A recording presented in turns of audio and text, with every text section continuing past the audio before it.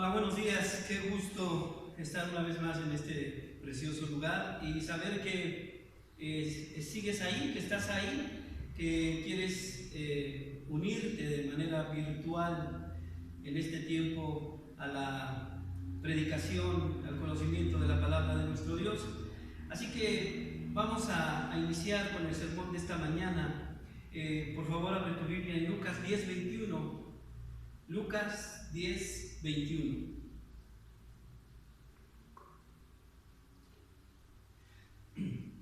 Dice así: en aquella misma hora Jesús se regocijó en el Espíritu y dijo: yo te alabo, oh Padre, Señor del cielo y de la tierra, porque escondiste estas cosas de los sabios y entendidos y las has revelado a los niños. Sí, Padre, porque así te agradó. Padre, te damos muchísimas gracias por el maravilloso don de la vida que nos has dado. Te damos gracias porque nos has rescatado, Señor, del lugar de perdición en donde estábamos y nos has hecho ver tu luz, Señor. Y no solo eso, no solo ver tu luz, sino ser portadores de tu luz, Dios. Gracias, Señor, porque podemos abrir tu palabra, Señor, de manera libre y espontánea. Señor, porque has puesto una cantidad de recursos muy buenos, Señor, y nos has dado también el discernimiento para saber cuáles tomar y cuáles no. Todo con el fin de conocerte cada día más. Señor, en esta mañana ponemos este sermón y este servicio en tus manos, Dios. Lo hacemos para ti. Señor, tú has hablado a este corazón y, Señor, ahora te ruego que lo que yo le diga a tu pueblo, Señor, esté fiel a lo que tú has revelado y fiel a tu palabra, Señor. Allí donde ellos están, tus hijos e hijas, Señor, que nada estorbe el que pongan atención a lo que tú vas a decir usando a este siervo inútil, Señor. Te doy muchas gracias. Bendigo tu precioso nombre en el nombre de Jesús. Amén. Hermanos, los hechos se desarrollan en lo que podemos decir la última fase del ministerio de Jesús. Algunos han dicho los últimos días de Jesús. Junto a él van sus apóstoles, vamos a decir los 12, y va un grupo de personas, de seguidores, a donde él va. Tenemos que decir que el ministerio de Jesús realmente se desarrolla en una porción territorial bastante pequeña. Y esto no le resta importancia, más bien la acrecienta, porque ha llegado el punto en el que algunos, creyentes y no creyentes, se hacen la misma pregunta: ¿cómo pudo haber hecho todo esto en un territorio tan pequeño?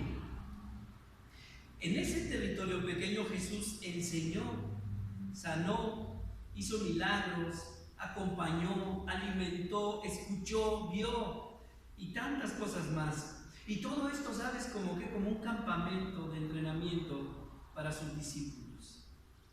Así que había llegado el momento en que sus discípulos y los seguidores practicaran lo que le habían visto hacer, lo que les había enseñado. Constantemente en los evangelios podemos ver que Jesús se dirige de una manera más profunda a los 12, pero la enseñanza la abre a todos. Por eso es que en la versión Reina Valera 60 dice que elige a otros 70. Por ahí del verso 1, el capítulo 10. Pero la NBI, la NTV, las nuevas versiones hablan de 72. ¿Por qué esta diferencia? Simplemente son las fuentes. Se habla de que la Reina Valera 60 tiene fuentes del año 100 y la NBI y la NTV tienen las fuentes del año 30 e incluso anteriores. Lo importante es que Jesús los envía en parejas, y en esto hay una enseñanza bien importante para los hombres y mujeres, hijos e hijas de Dios de todos los tiempos. Jesús nos está enseñando que la predicación del Evangelio no es un trabajo personal o egoísta, sino grupal, de comunidad. Hace otra instrucción importante y es viajar ligero. En su tiempo significaba no aferrarse a las cosas del mundo, que lo que llevara no los distrajera para ejercer su misión. Esto lo podemos aplicar el día de hoy. Pero también que al llevar poco, fueran con la absoluta confianza de que Dios les proveería de todo lo que necesitaran. Jesús les hace una advertencia. Les da instrucciones, como ya vimos algunas de ellas, y les hace una advertencia. No todos los van a recibir bien. Incluso habría algunos que los iban a rechazar. Pero en eso ellos no tenían que preocuparse, no lo tenían que tomar, vamos a decir así, personal, y mucho menos como una razón para desanimarse. Jesús les está diciendo que si a ellos los rechazan, realmente no los están rechazando a ellos, sino a quien los envió. Y esta es la razón por la que un poco más adelante Jesús da ayes en contra de aquellos que los rechazan e incluso profetiza castigo y castigo muy fuerte. Lo más importante ya les había sido dado, el poder de Dios. Y el poder de Dios conlleva valor, persistencia, sabiduría, amor. Con el poder que les había dado, tenían la potestad de sanar, de echar fuera demonios, de hacer señales. Y la misión termina siendo exitosa. ¿Por qué es exitosa o fue exitosa la misión? Porque los 70 o los 72 le creyeron a Jesús. Le obedecieron, confiaron totalmente en Él. Les fue suficiente lo que llevaban, no tenían otros deseos ni otros afanes. Dios fue su proveedor. Y con esta fe en acción hicieron cosas maravillosas. Y cuando regresaban, yo me los imagino que estaban totalmente emocionados por contarle a Jesús lo que habían hecho. Mira, Jesús, pasó esto y pasó lo otro, pero esos 70 o 72 hacen algo importantísimo que nosotros lo debemos tener muy en cuenta, hermanos y hermanas. No toman ellos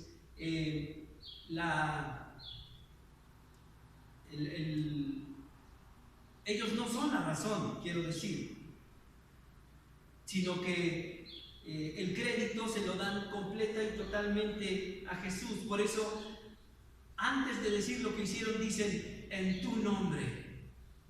Y podemos decir entonces que dijeron, en tu nombre sanamos, en tu nombre echamos demonios, en tu nombre hicimos milagros.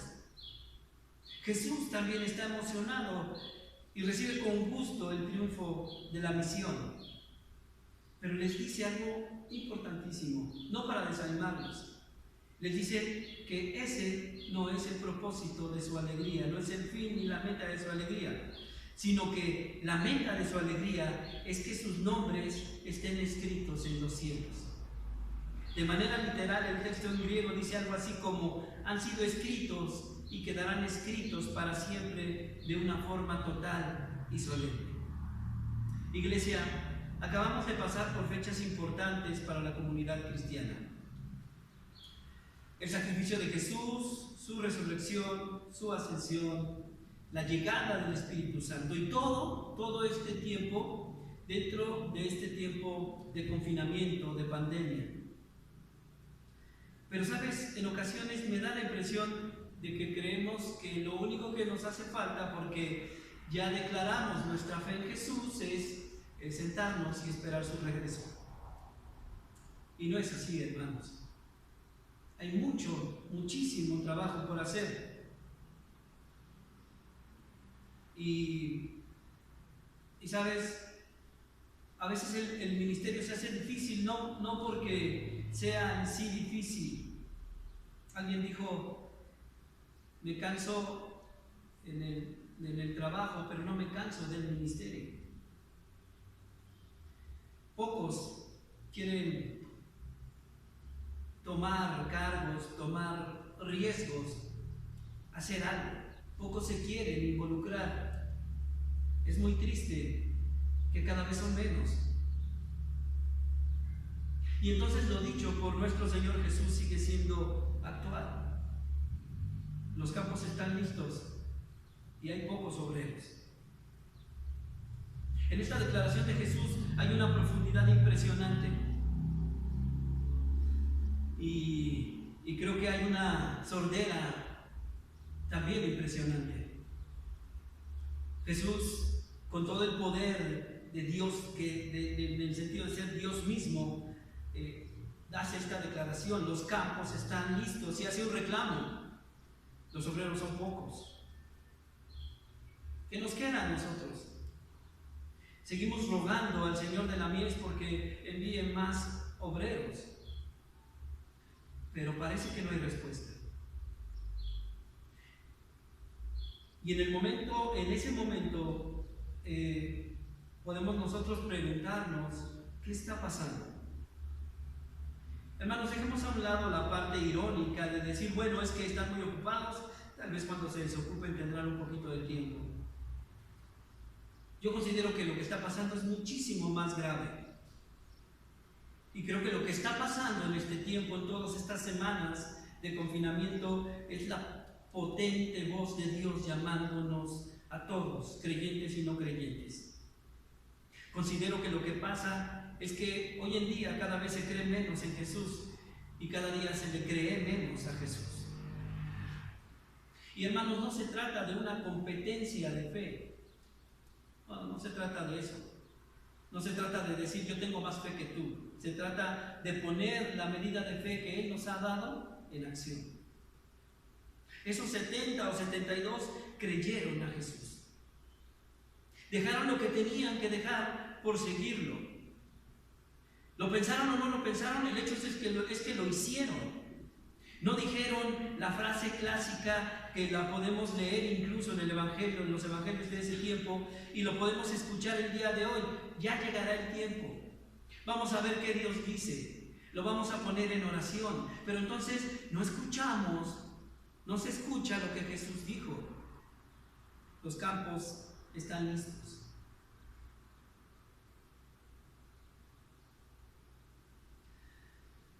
Ellos aceptaron la misión y tuvieron éxito porque creyeron en Él.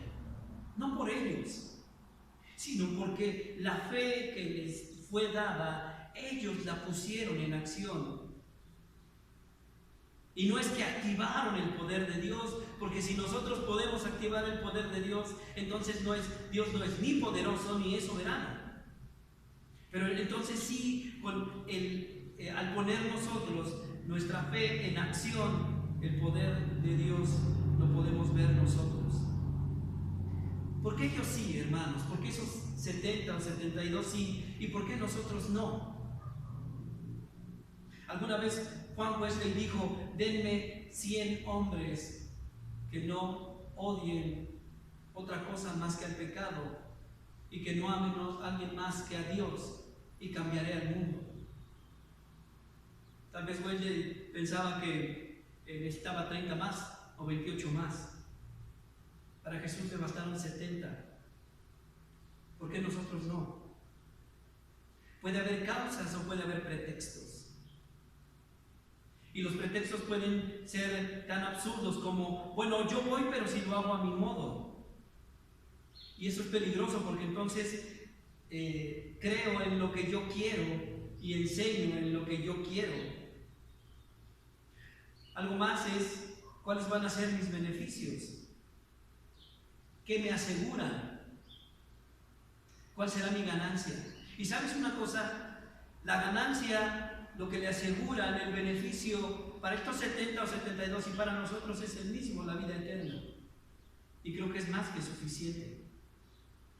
No necesitamos ser esos hombres, esos 70 o 72. Jesús no necesariamente te está pidiendo que abandones tu familia, que renuncies a tu trabajo, que vayas a vivirte a otro lado, que te vayas lejos. Piensa en esto. En el lugar en donde vives, ¿cuántas personas creen en Jesús? Y te puedo dar la respuesta: muy pocas. Pero vayamos un poquito más profundo. ¿Cuántas personas alrededor de donde tú vives creen en Jesús, pero sirven a Jesús? y creo que tristemente puede ser menos. El panorama hasta aquí resulta o se escucha terrible, pero el Evangelio tiene la respuesta, hermanos y hermanas. Una vez más, lo que necesitamos urgentemente es aceptar la situación en la que estamos, personal, comunitariamente, pero lo que necesitamos urgentemente, acompañado de lo anterior, es imitar a Jesús. Las condiciones eran muy difíciles en su tiempo y hizo cosas impresionantes. ¿Qué hizo Jesús entonces? Jesús se regocija. Por eso el texto dice, en aquella misma hora Jesús se regocijó en el Espíritu. Yo creo que esta característica tal vez ya hemos dejado de lado y creo que lo hacemos por la imagen que nos ha sido presentada desde niños hasta nuestro tiempo acerca de Jesús. Nos han enseñado a un Jesús meditabundo, frío, lejano, derrotado. Si tú pones a la mayoría de personas en el mundo a describir a Jesús, lo van a poner en una cruz muerto, derrotado. Así que debemos dejar de lado lo que nos dice el mundo y ¿por qué no decirlo? Dejar lo que nos ha enseñado, porque muchos venimos de ahí, de la iglesia mayoritaria. ¿Para qué? Para poner atención y creer en el Jesús verdadero, el que nos enseña la Biblia, del que nos habla la Biblia. De entrada podemos ver a un Jesús activo, un Jesús que se interesaba verdaderamente por las personas, un Jesús que platicaba, un Jesús ameno, que inspiraba confianza, y eso lo deja muy claro el tipo de relación que tenía con los niños. Pero aquí Lucas nos dice que en esa hora, otras versiones la traducen como en ese momento, en esa ocasión, Jesús se regocija. La palabra en el griego es agaliao y quiere decir saltar de gozo, alegrarse, gozarse grandemente. Y aquí podemos encontrar la respuesta de Jesús cuando sus discípulos llegan, cuando esos 70 o 72 llegan. Este no es el Jesús que incluso en las iglesias cristianas nos han enseñado. Incluso en aquellas en las que se molestan si no estás como tieso en el servicio. Pero insisto, este es el Jesús que nos habla la Biblia. Y yo creo en ese Jesús. Sé que tú me puedes entender. Me puedes entender si te digo lo siguiente. Cuando yo le entregué mi vida al Señor, cuando tú le entregaste tu vida al Señor, Él saltó de alegría. Y sabes, estaba profundamente alegre porque decidiste buscarlo. Pero imagínate qué pasa cuando le obedeces, cuando nos gastamos para Él. ¿Cuánto más crece su alegría, hermanos? Pero parece que se nos olvida. Podemos decir sin duda que Él sabía lo que había pasado en la misión. Lo bien que les había ido a los 70 o 72. Las ganas que tenían de contarle lo que había pasado. Cómo se les sujetaron demonios en su nombre. Y lo que hace no es ponerse en un lugar de superioridad. No lo necesita porque lo es, porque lo tiene. Sino que se une al gozo de ellos.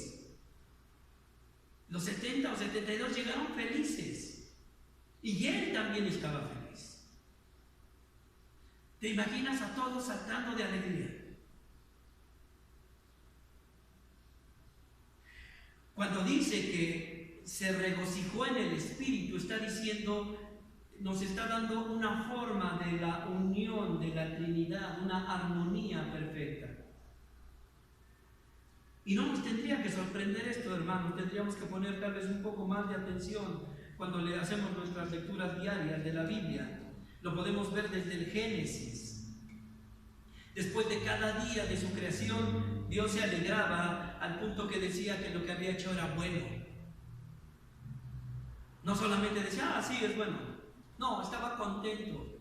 Es bueno. Salmo 96:12 nos dice que los campos y sus cultivos estallen de alegría, que los árboles del bosque susurren su alabanza.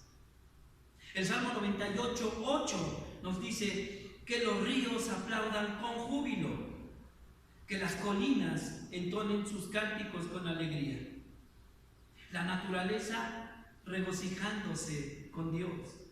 Juan 15:11, les he dicho estas cosas para que se llenen de mi gozo. Así es, desbordarán mi gozo. ¿Te das cuenta? No dice tendrás mi gozo, te dice desbordarás mi gozo. Es decir, el gozo que Él te ha dado tiene que ser notorio en ti. Y Hechos 13:52. Y los creyentes, es decir, tú y yo y todos aquellos los que le hemos entregado nuestra vida y servimos a Jesús, se llenaron de alegría y del Espíritu Santo. No por otras cosas que Dios, el Espíritu Santo, da cuando quiere, sino que una forma de estar lleno del Espíritu Santo, ¿sabes qué? Es estar alegre, aún en las situaciones difíciles. Y tal vez esto nos puede pegar más el día de hoy, en el que hay mucha incertidumbre, pero que tenemos que volver a insistir diciendo que nuestro Dios sigue siendo el mismo y nuestro Dios sigue en el mismo lugar, soberano y poderoso. Desde la naturaleza hasta el mismo hombre se alegran en el Señor. Hermano, ¿qué pasa cuando te sientes feliz? ¿No se lo quieres comunicar a los que te rodean? Claro que sí. Hermanos, Jesús se humanó sabiendo el precio que iba a pagar por cada uno de nosotros por nuestra salvación. ¿Y sabes qué? Lo hizo con gozo. Nosotros hoy en día no corremos peligro de muerte cuando predicamos su palabra. El miedo entonces no puede ser un pretexto para no vivir como buenos cristianos. Debemos vivir como buenos y verdaderos cristianos y por lo tanto con nuestra propia vida dar testimonio a quien servimos. ¿Cómo? Con alegría. Que se note quién es nuestro gozo, hermanos, en medio de las circunstancias. A Jesús lo estaban buscando para matarlo y Él lo sabía. A los discípulos los estaban buscando para matarlos y ellos lo sabían. Los discípulos se habían dado cuenta, tenían perfecta conciencia de qué les hacían a los hermanos. Y no dejaban de estar felices. Muchos historiadores tienen la misma frase, ya te veo, Señor, justo cuando los leones estaban siendo soltados para asesinar a los hijos de Dios, antes de ser aserrados, antes de ser desmembrados, antes de ser clavados. Ya te veo, Señor. Con alegría, hermanos. Pero hay otra cosa que nos enseña Jesús. Jesús se somete al Padre. Considero que contra esto peleamos, con someternos. Es decir, al no entregar o hacer pedazos nuestra voluntad para hacer la de Él, por alguna razón es inevitable pensar que creemos que podemos hacer mejor las cosas que Dios. Eso nunca va a pasar. Jesús se somete al Padre con dos declaraciones. Yo te alabo, oh Padre, Señor del cielo y de la tierra. Y la segunda es, sí, Padre, porque a ti te agrada. ¿Sabes? Esta segunda es muy actual en este tiempo. La pandemia, la enfermedad. Hoy mismo acabamos de recibir noticias de una querida pastora jubilada, la pastora Lupita Martínez, ha sido declarada con COVID. Está mal, es una anciana, su hermano está mal. Y claro, desde este punto podría ser muy fácil decir, sí, Padre, porque a ti te agrada. Pero eso nos tendría que distinguir como cristianos. No nos podemos reunir desde el 22 de marzo y podemos amargarnos. ¿Y sabes qué incluso puedes hacer? Buscar algunas de estas iglesias que se han abierto en contra de la orden de nuestro gobierno. Por tanto, ir en contra de la palabra de Dios, porque la palabra dice que obedezcamos a nuestras autoridades, no cuando estemos de acuerdo con ellos, sino siempre. O puedes decir, sí, Padre, porque a ti te agrada. Cuando Jesús se somete al Padre, en ningún sentido pierde autoridad, porque Él mismo también es la autoridad. Lo que podemos ver aquí es que están, como en el regocijo, en el Espíritu, están totalmente de acuerdo. Y tú puedes ver que Lucas 10:21 podemos ver en acción a la Trinidad. Estamos hablando de Dios mismo. No se busca competir, sino cooperar, aportar para un mismo fin. ¿Cuál sería la razón para que un hijo o una hija de Dios no se someta a su Dios? En realidad no hay ninguna razón, a menos que no te goces en Dios. Y como una reacción natural, al poner tu vida en sus manos, pongas también tu voluntad. Alguien dijo algo que suena incluso chistoso, a algunos les da un poco de risa, pero la verdad es que es muy triste. Alguien dijo que el hombre y la mujer, lo último que le entregan a Dios son dos cosas: su voluntad y su dinero. Y estas cosas se le deberían entregar de inmediato, porque en estas cosas hay peligro. En estos dos asuntos, en nuestras manos, lejos de la voluntad de Dios, nos pueden alejar de Él y convertirnos en orgullosos y soberbios. ¿No has escuchado a personas que dicen, mi Dios es mi dinero? El Salmo 143:10 nos da la clave para vivir con alegría. Alegría sometidos en el poder de nuestro Dios. Enséñame a hacer tu voluntad, porque tú eres mi Dios. Que tu buen espíritu me lleve hacia adelante con pasos firmes. Seamos honestos, hermanos y hermanas, nuestra voluntad está corrompida, por lo tanto no sirve. Solo funciona en manos de Dios. El principio de caminar en el camino correcto es pedirle a Dios que nos enseñe su voluntad. La nuestra, el caminar en nuestra voluntad nos llevó a la ruina. Y nos da una razón y nos da un propósito. La razón no admite debate. Tú eres mi Dios. Y el propósito es que el Espíritu nos lleve a la meta con decisión y con firmeza. Por eso dice, con pasos firmes. Hermanos, todos dicen que quieren escuchar la voz de Dios, ¿no es cierto? Seguramente tú también quieres escuchar la voz de Dios. Pero déjame decirte esto. ¿Qué pasaría si Dios te pidiera que terminando el servicio de hoy vayas en la medida de lo posible, tomando cuenta del confinamiento, y compres una rebanada de pastel? O mañana, y se la lleves a ese compañero, a ese jefe, a esa persona que te hace la vida imposible. ¿Lo harías? Hermano, lo tendrías que hacer. En la semana les hablaba justamente de eso. Todos quieren escuchar la voz de Dios, pero todos creen que Dios les va a decir lo que quieren oír. No es así.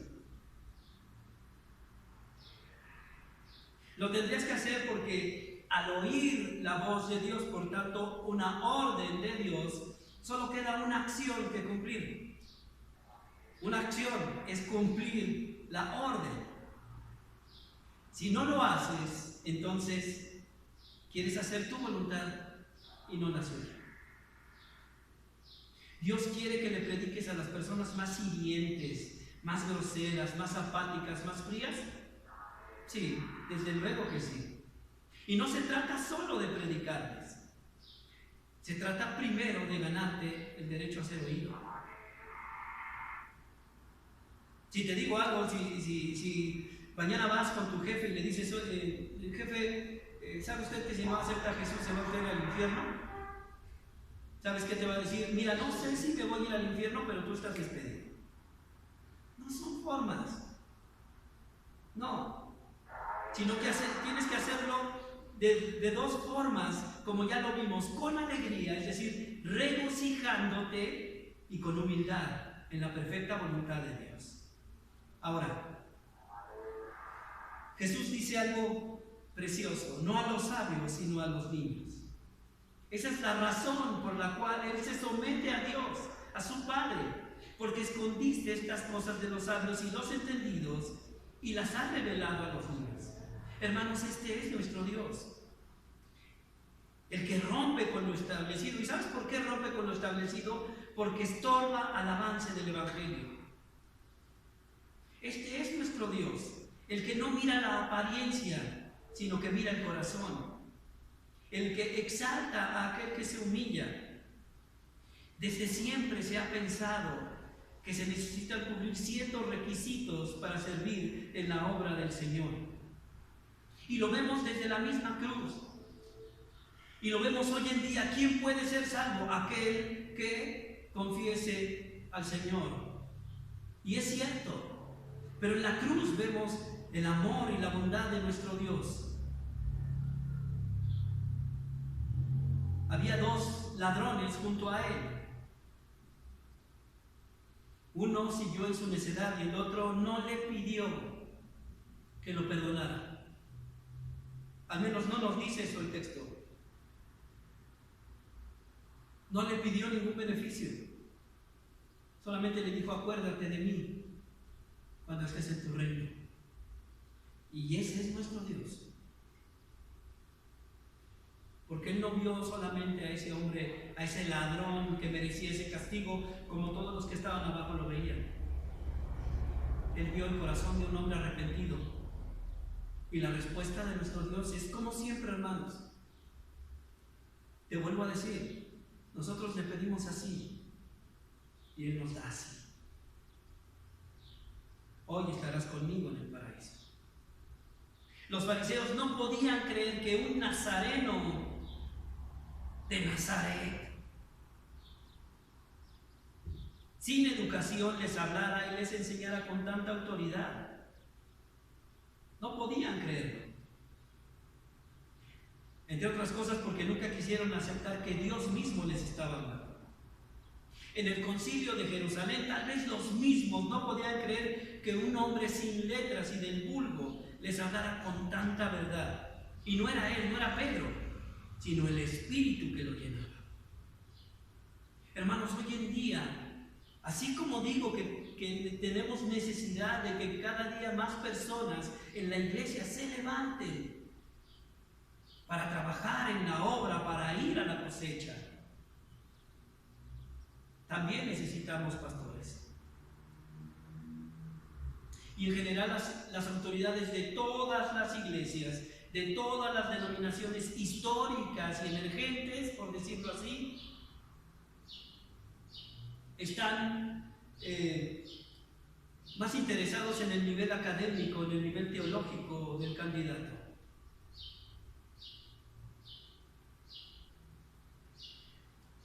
Para ellos lo más importante es el nivel académico, pero lo más importante para Dios sigue siendo lo mismo, el corazón.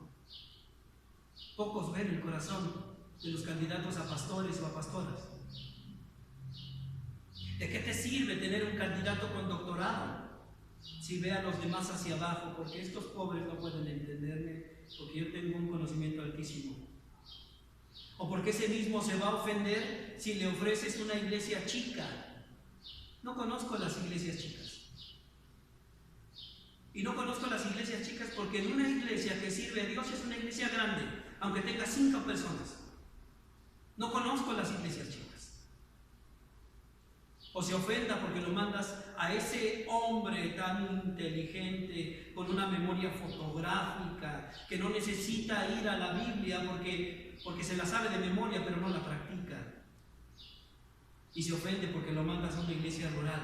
Lo más importante hoy en día, para cualquier parte de los ministerios que sirven en el crecimiento de la iglesia, no son solo los avances académicos, sino el corazón de las personas.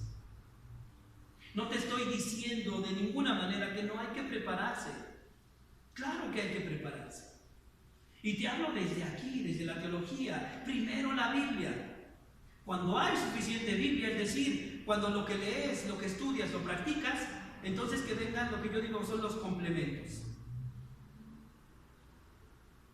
Debemos darle gracias a Dios porque escondió sus verdades de los sabios y las reveló, las puso a disposición de los niños. Hermanos, si la salvación dependiera del nivel académico, pocos serían salvos.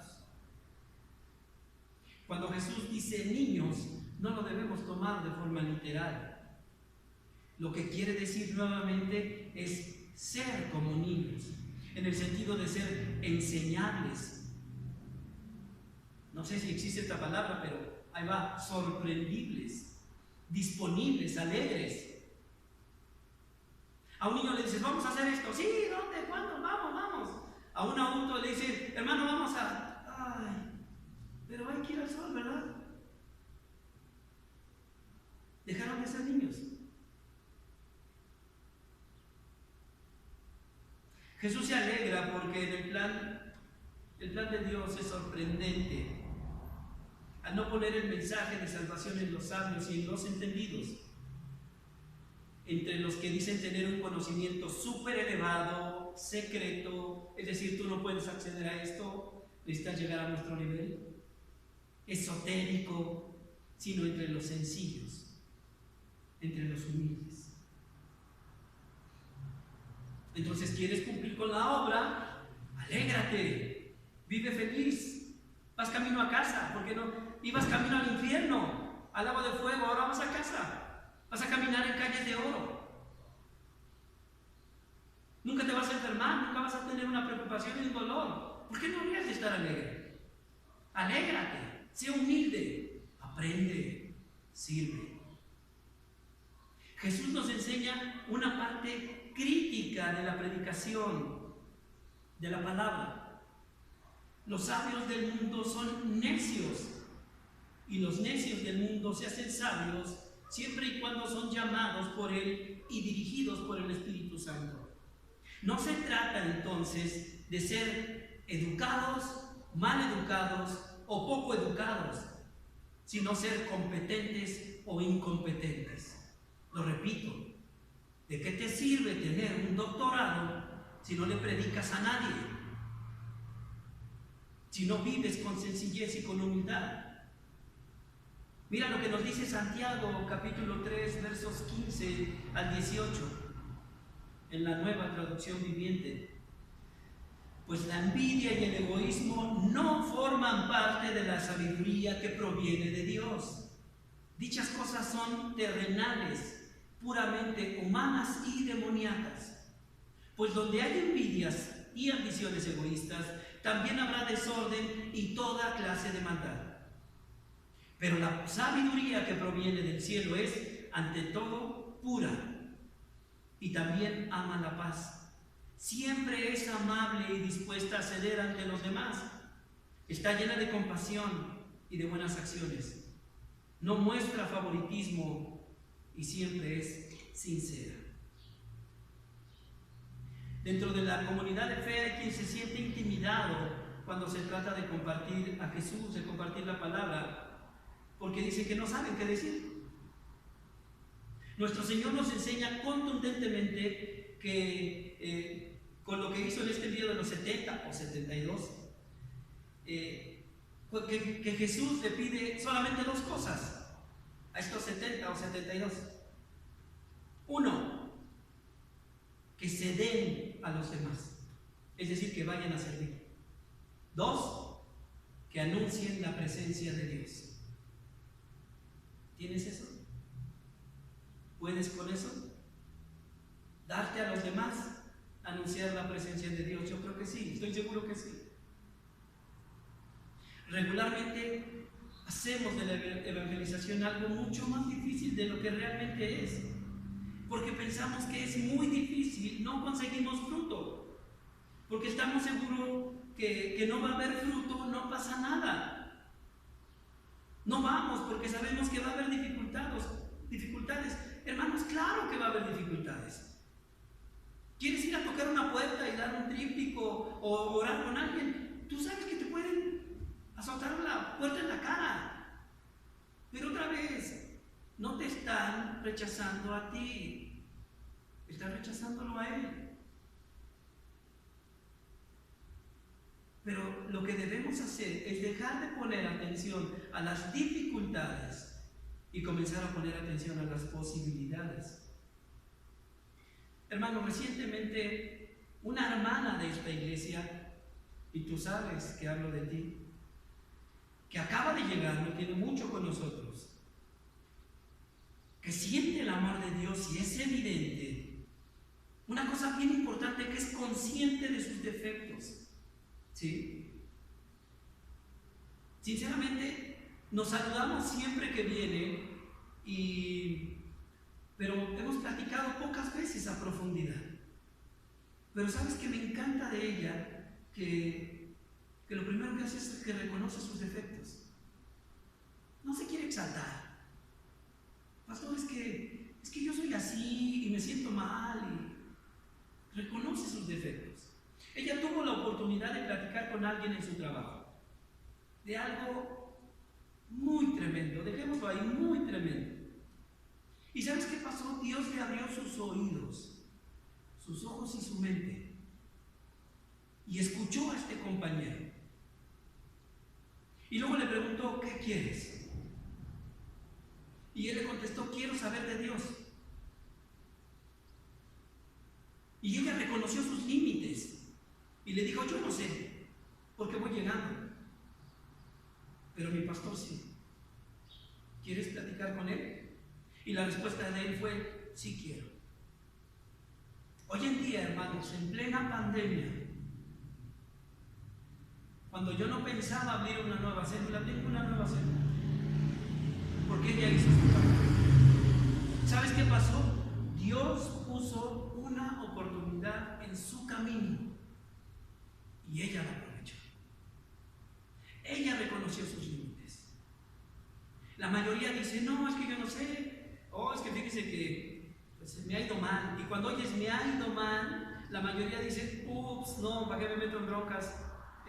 Bueno, otro día platicamos, se fue la oportunidad. Hermanos, poner atención a los embajadores de Cristo es lo mismo que oírlo a Él. Rechazar a sus representantes es lo mismo que rechazarlo a Él.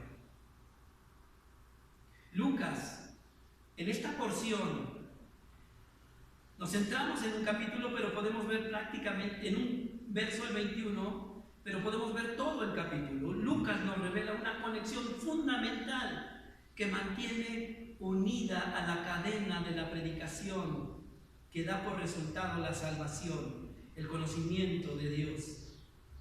El Padre deposita su autoridad en el Hijo, y el Hijo, por su parte, descubre al Padre a otras personas. ¿Qué personas? ¿Aquellos que salieron del seminario con notas de excelencia? No, aquellos que abren su corazón a las verdades de Dios. Aquellos que se acercan a Dios tienen al Hijo como fuente de revelación eterna. Nuestro gozo mayor, hermanos, no se encuentra en el servicio, aunque debemos servir, ni siquiera en la salvación, aunque por gracia somos salvos, sino en someternos a la perfecta y soberana voluntad de nuestro Padre. Porque someternos a la voluntad de Dios es el fundamento tanto del servicio como de la salvación. Jesús no se alegra porque los pecadores estaban ciegos a la verdad de Dios. No. De hecho, claramente la palabra dice que Dios no quiere que ninguno perezca, sino